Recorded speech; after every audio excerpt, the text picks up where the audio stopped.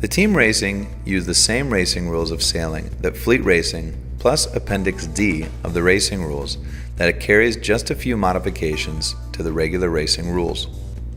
Warning: our only intention with this chapter is to explain to you just some of the most frequent situations around the marks while team racing, but will not cover all the team racing moves. In the following situations, most of the rules are the same than the ones we use when fleet racing, but in case, if we show any special rule that only applies in team racing, you will be advised.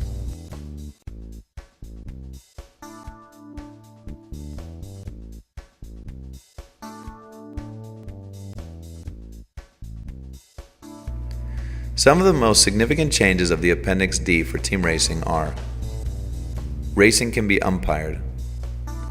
If you break a rule of Part 2, you can exonerate yourself by promptly doing a one-turn penalty. If you do not exonerate yourself with a one-turn penalty and you receive a protest, the umpire can penalize you with 2 turns. A boat shall be penalized for breaking a rule of Part 2 when the incident is between teammates and there is no contact. In the definition of the zone, the distance is changed to 2 hull length. A boat that is finished shall not interfere with a boat that has not finished the race.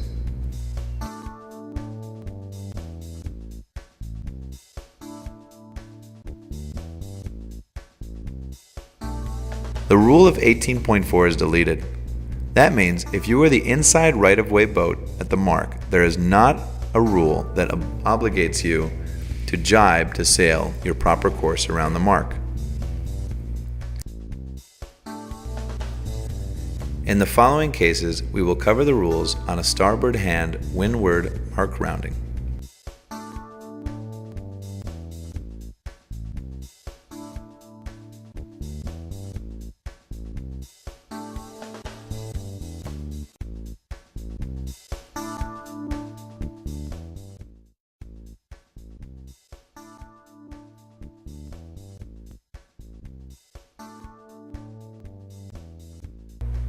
In this case, 2 boats approach a starboard hand windward mark.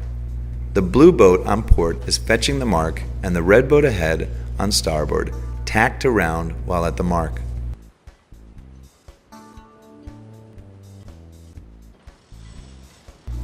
If you are the red boat, while sailing on starboard, you are the right-of-way boat. You can luff to head to wind, but if you change your course, you have to give him room to keep clear. After you cross head to wind, you are tacking and you have to keep clear till you reach the new close hold course. Rule 13. So, in this situation, you are breaking Rule 13. If you are able to complete your tack, now your obligation by Rule 18.3 is to not make him sail above close hauled or prevent the other boat to pass the mark in the required side. In the future, we recommend that you slow down until you are on starboard to force the port tack boat to go behind you or to tack, and then you accelerate and tack.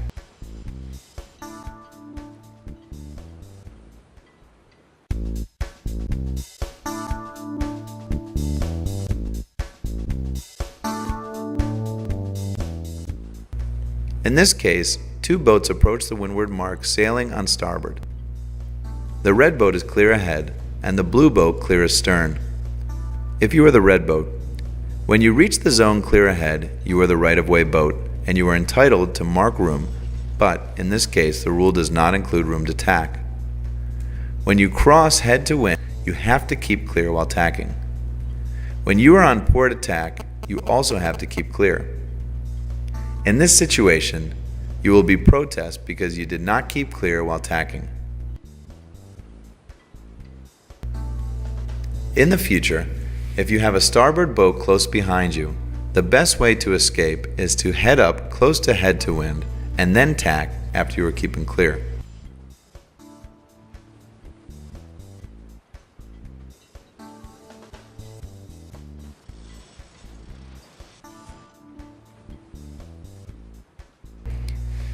If you are the blue boat, clear astern, you have to keep clear and give him mark room while he is on the starboard, including if he luffs till head to wind or slows down.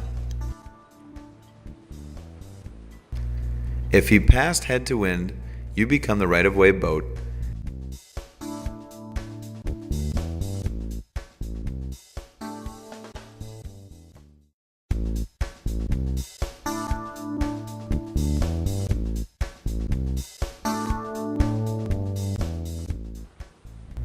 Red and blue are approaching the windward mark, which they are required to leave to starboard.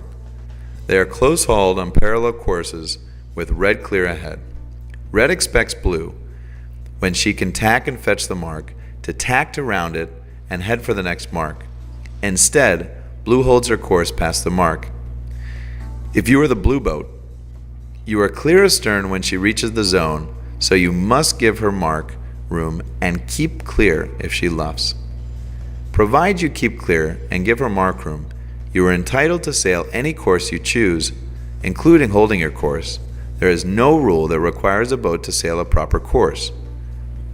If you are the red boat, while you are on starboard and clear ahead, you are the right-of-way boat. When you reach the zone clear ahead, you are entitled to mark room, but in this situation, mark room does not include room to tack. In this situation, you cannot tack because if you tack, you will be on port, so she can hold her course and make you sail past from the buoy if she wants to.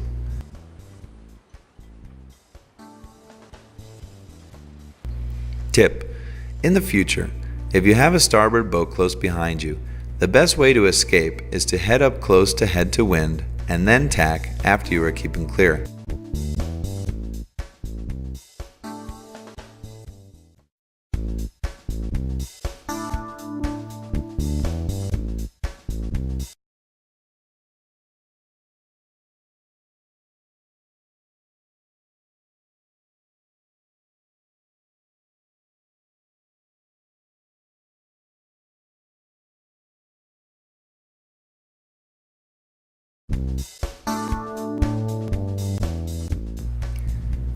At a windward mark to be left to starboard, blue is fetching the mark and red tacks in the zone.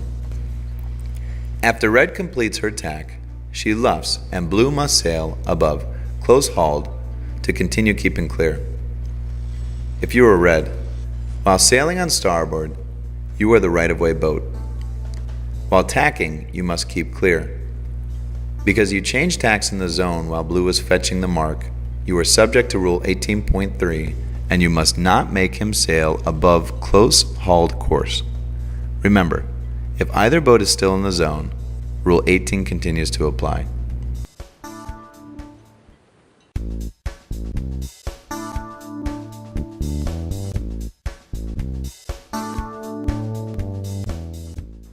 Approaching a leeward mark to be left to port, the red boat clears ahead and reaches the zone, slowing down while waiting for the blue boat. When blue gets overlapped outside, red keeps sailing on starboard, taking blue far to the next mark with the objective of helping his teammate behind.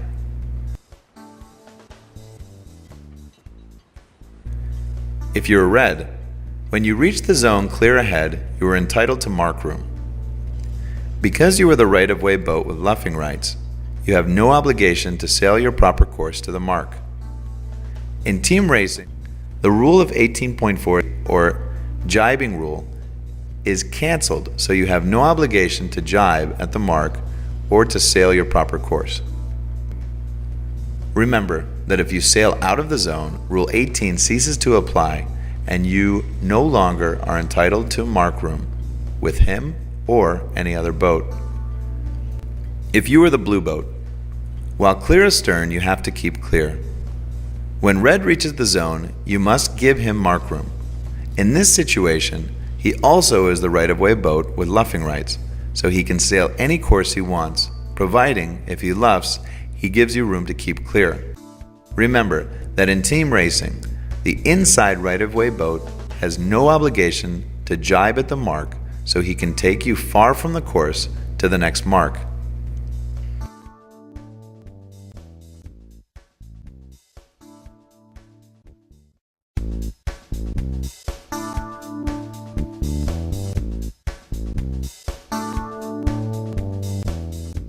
In this case, red and blue sails on starboard tack.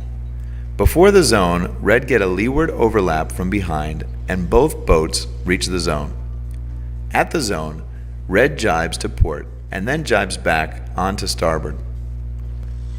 If you are the red boat, when you get overlap to leeward of blue from behind, you are the right-of-way boat, but you must not sail higher than your proper course. When the blue boat reaches the zone, you are entitled to mark room, but you must sail your proper course. Because you double jibe while you still overlap, now you have luffing rights, and you are entitled to sail any course, provided you give him room if you change your course.